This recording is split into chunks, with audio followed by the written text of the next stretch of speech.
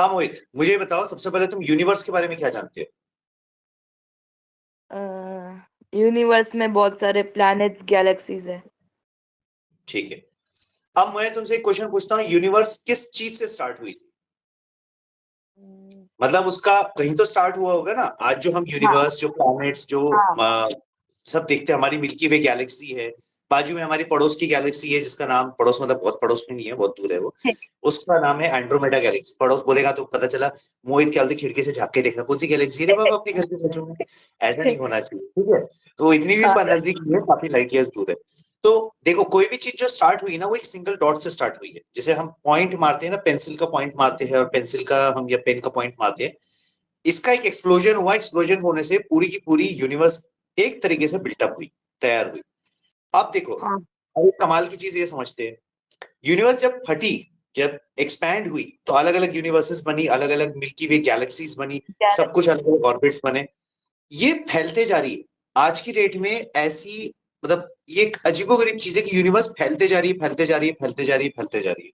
हमें पता नहीं चल रहा है, मगर वो फैल रही है कंटिन्यूसली। अब ये कंटिन्यूसली जो फैल रही, मतलब जो पॉइंट जो ब्लास्ट हुआ था, वो पॉइंट भी जो ब्लास्ट हुआ था, वो एक न्यूक्लियर फ्यूजन था या फिजन था। उसको अगर हमको डिफाइन करना है तो दो तरीके होते हैं। न्यूक्लियर फ्यूजन जो होता है, उसमें दो न्यूक्लियाई एक दूसरे से टकराते हैं और एक हेवियर पार्टिकल डेवलप करते हैं। वो heavier particle huge amount of energy produce करता है, जिसको हम लाइट बोलते हैं। इसी से हमारे स्टार वगैरह चमकते हैं। सन का हाँ एग्जांपल लेते हैं। सन के अंदर हाइड्रोजन गैस के न्यूक्लियाई है। तो हाँ हाइड्रोजन सर। गैस के न्यूक्लियाई एक दूसरे से कोलाइड करते हैं, तो वो टकरा के हीलियम बनाते हैं। तो जब वो हीलियम बनाते हैं, तो हीलियम हेवी एलिमेंट है, यानी इनर्ट हाँ गैस है, सर। अपन में पड़े हुए हैं।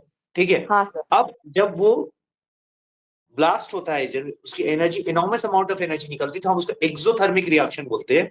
वो रिएक्शन से स्टार्स चमकते हैं। अब स्टार्स चमकेंगे तो उनके आजू बाजू में जो प्लैनेट्स घूम रहे हैं, अगर वो गोल्डी लॉक्स जोन में है, जैसे कि हमारी अर्थ जो है तीसरे नंबर का प्लैनेट है, किससे? सन से।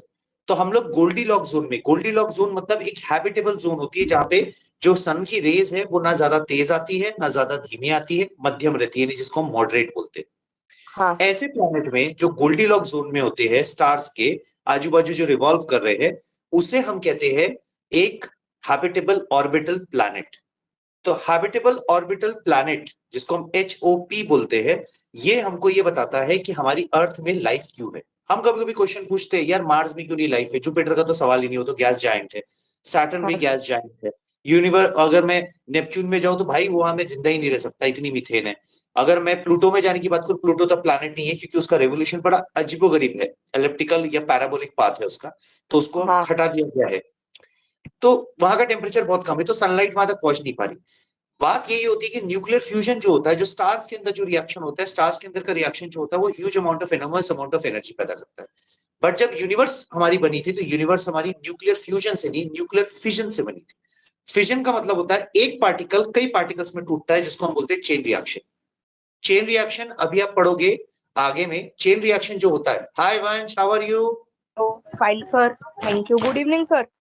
Good evening, good evening. Mohit भी है यार। तुम आज लेट हो गए, तुम किससे मिलने के लिए गए थे? मैं समझ सकता हूँ, तुम किसी से कोई अपॉइंटमेंट वगैरह होगा तुम्हारा, कुछ अपॉइंटमेंट वगैरह था क्या तुम्हारा? नहीं। हैं? ओके, चलिए एक बार क्या बोलते हैं, इसके लिए रिपीट कर देते हैं हम लोग वंश के लिए। वंश, आपका टॉपिक था न्यूक्लियर फ्यूजन, हमने जस्ट स्टार्ट किया न्यूक्लियर फ्यूजन।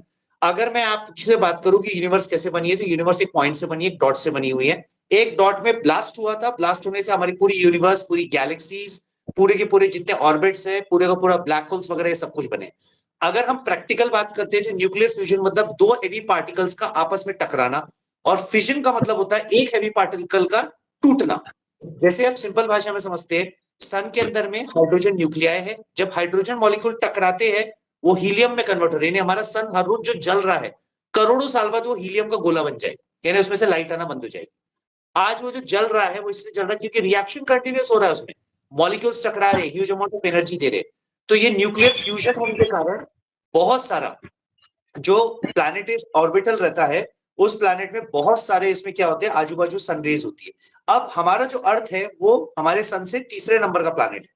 तो तीसरे नंबर का प्लैनेट होने के कारण हम लोग हैबिटेबल जोन में, हम हैबिटेबल ऑर्बिटल प्लैनेट जोन में है, जिसको हम हॉप बोलते हैं, HOP। अब ये जोन जो रहती है, इसमें ना सनलाइट ज्यादा तेज आती है, ना ज्यादा कम धीमी आती है, एकदम सही मॉडरेट अमाउंट में रहती है, जिसमें लाइफ अच्छे से डेवलप हो सकती है। तो फैक्चुअल बात अगर ये बोला जाए तो न्यूक्लियर फ्यूजन मतलब दो मॉलिक्यूल्स का टकराना, एक हेवियर मॉलिक्यूल को डेवलप करना, और डेवलप होने के बाद वो ह्यूज अमाउंट ऑफ एनर्जी देता है, जिसको हम बोलते हैं स्टार्स। क्या कहते हैं? स्टार। स्टार्स। क्लियर हुआ कॉन्सेप्ट न्यूक्लियर फ्यूजन का? ठीक। अब समझते हैं यूनिवर्स की बारीकी। यूनिवर्स को हम बोलते हैं एक डॉट से स्टार्ट हुआ था, एक पॉइंट था जिसमें ब्लास्ट हुआ था, जिससे सब चीजें बनी। जब कोई चीज ब्लास्ट होती है तो ब्लास्ट होने के बाद वो चीज न्यूक्लियर फिजन के प्रोसेस में आती है, यानी मॉलिक्यूल्स एक दूसरे से टकरा के चेन रिएक्शन में 1 का 2, 1 का 2, 2 का 4, 4 का 8, 8 का 16, 16 का 32, 32 का 64, इस तरीके से मल्टीप्लाई होना स्टार्ट हो जाते हैं। उसको बोलते हैं हम न्यूक्लियर फिजन। जो न्यूक्लियर बॉम्ब होता है, जो न्यूक्लियर पावर प्लांट होता है, उसमें प्लूटोनियम के कोर डिवाइस को, एक दिन मैं आपको न्यूक्लियर पावर प्लांट के बारे में बताऊंगा कैसे वर्किंग होती है। उसके अंदर जो कोर होता है, कोर के अंदर इतना हाई प्रेशर रिएक्शन होता है कि वो फटता है। जब वो फटता है तो क्या होता है? चेन रिएक्शन होता है और ह्यूज अमाउंट ऑफ एनर्जी निकलती है। मतलब एक न्यूक्लियर बॉम्ब को हम लोग फिजन प्रोसेस से ब्लास्ट करते हैं, और सन जो है वो फ्यूजन प्रोसेस से जल रहा है। तो फ्यूजन और फिजन ये दो अलग अलग चीजें हैं, ये एक जैसा कॉन्सेप्ट नहीं। अब न्यूक्लियर फ्यूजन जो है, जैसे आप लोग भविष्य में जाके मान के चलो, जैसे वंश आप इंजीनियरिंग करना चाहते हो, मोहित इंजीनियरिंग करना चाहता है, ठीक है। अब आप इंजीनियरिंग करना चाहते हो तो इंजीनियरिंग में आपको हमेशा से एक मशीन के बारे में डिजाइन बताया जाता है, उसमें बताया जाता है कि फ्यूल डलता है, फ्यूल जो है ह्यूज अमाउंट ऑफ एनर्जी देता है। तो ऑब्वियस बात है, जो फ्यूल है वो फ्यूल के न्यूक्लियाई आपस में टकराते हैं, उनमें स्पार्क पैदा होता है, उसको हल्का सा हम लोग क्या बोलते हैं, इग्निशन देते हैं, या तो स्पार्क प्लग से, या तो किक मार के, या तो गाड़ी की चाबी घुमा के, ऑटो स्टार्ट करके, यहां पे वो फ्यूल जलना शुरू होता है। इसी प्रकार से हमारा जो सन है वो भी कंटिन्यूसली जल रहा है। ये सन हमारा जलते जलते जलते जलते जलते जलते एक दिन ऐसा आएगा वो सन बिल्कुल जलना बंद हो जाएगा। अब वो जो इतना सा जो सन है वो क्या होगा, जलने के बाद जल जाएगा, खत्म हो जाएगा, उसके बाद उसका क्या होगा, मास ऐसा बढ़ जाएगा, यानी बड़ा साइज का हो जाएगा। अब ये जो बड़ा साइज हो रहा है, इसका मतलब है जैसे हम गुब्बारा लेते हैं, गुब्बारे को हम फुलाते हैं फुलाते हैं फुलाते हैं, एक समय के बाद गुब्बारा इतना ज्यादा फूल जाता है कि वो फट जाता है। फटता है कि नहीं फटता है? बर्थडे पार्टी में आप सब निकल तो फुके फुलाए होंगे घर में।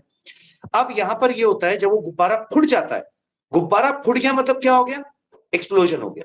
यानी जो सन अभी तक रिएक्ट कर रहा था, धीरे धीरे धीरे धीरे साइज में बड़ा हुआ, पूरा हीलियम में कन्वर्ट हुआ और ब्लास्ट हो गया। जो ब्लास्ट होता है उसको बोलते हैं सुपरनोवा स्टेज। क्या कहते हैं? सन की सुपरनोवा स्टेज। यानी न्यूक्लियर फिजन खत्म हो गया, उसमें न्यूक्लियर फ्यूजन खत्म हो गया, उसके अंदर न्यूक्लियर फिजन हो गया। अब जब वो फटता है तो फटने से क्या हुआ, आजू बाजू के जो प्लैनेट्स है, जैसे अर्थ है, एक दिन हमारी Earth, Neptune, Uranus, Mars, Jupiter, Saturn, Mercury, Venus, ये सब एक दिन खत्म हो जाएंगे। हमारा स्टार यानी हमारा जो सन है वही इन प्लैनेट्स को खत्म कर देगा एक समय के बाद। यानी कोई भी चीज यूनिवर्स में ये कहा जाता है, कोई भी चीज स्थिर नहीं है, कोई भी चीज डॉर्मेंट नहीं है, कोई भी चीज स्टैग्नेंट नहीं है। Everything is moving. हर चीज मूव कर रहा है। जब कोई हर चीज मूव करता है तो हर चीज मूव करने में कोई ना कोई एनर्जी या तो वो निकालता है या तो एब्जॉर्ब करता है। जब एनर्जी एब्जॉर्ब करते हैं तो उसको क्या बोलते हैं, एंडोथर्मिक रिएक्शन। लिख लो, जब एनर्जी एब्जॉर्ब होती है एटमॉस्फेयर से तो उसको बोलते हैं endothermic. ENDO, endo, thermic, THERMIC, endothermic. और जब किसी एनर्जी को कोई ऑब्जेक्ट या कोई रिएक्शन से रिलीज किया जाता है एटमॉस्फेयर में, तो उस एनर्जी को हम बोलते हैं, उस रिएक्टिव एनर्जी को हम बोलते हैं exothermic. EXOTHERMIC, exothermic reaction. Clear? Yes sir. तो जो सन जल रहा है, सन जल रहा है, सन के अंदर जो हाइड्रोजन मॉलिक्यूल टकरा रहे हैं जिससे वो हीलियम में कन्वर्ट हो रहा है, सन जलते हुए अपने अंदर क्या प्रोड्यूस कर रहा है, सन एक एक्सोथर्मिक रिएक्शन प्रोड्यूस कर रहा है, जिसके कारण हीट निकल रही है। वो हीट से हमको सनलाइट मिलती है, हमको प्रकाश मिलता है। प्रकाश हमारी धरती पे आता है, हमारे धरती पे इसलिए जीवन है। मगर प्रकाश वैसे हर प्लेनेट में जाता है, मार्स में भी जाता है, जुपिटर में भी जाता है, यूरेनस में भी जाता है, नेपच्यून में भी जाता है, और मर्क्यूरी में भी जाता है। और वहां जीवन क्यों नहीं है? क्योंकि वो सन से एक सीमित डिस्टेंस पे नहीं है, बहुत नजदीक है या तो बहुत दूर है। हम एक सीमित डिस्टेंस पे है, ये डिस्टेंस के कारण हम जो आजू बाजू घूम रहे हैं, हम कहलाते हैं गोल्डी लॉक जोन। क्या कहलाते हैं? लिख लो, हैबिटेबल प्लैनेट। हमारा अर्थ इसलिए है क्योंकि हमारा अर्थ जिस रोटेशनल ऑर्बिट में है, उस ऑर्बिट को हम बोलते हैं हैबिटेबल ऑर्बिट, प्लैनेटरी सिस्टम, जिसको हम लोग कहते हैं गोल्डी लॉक जोन।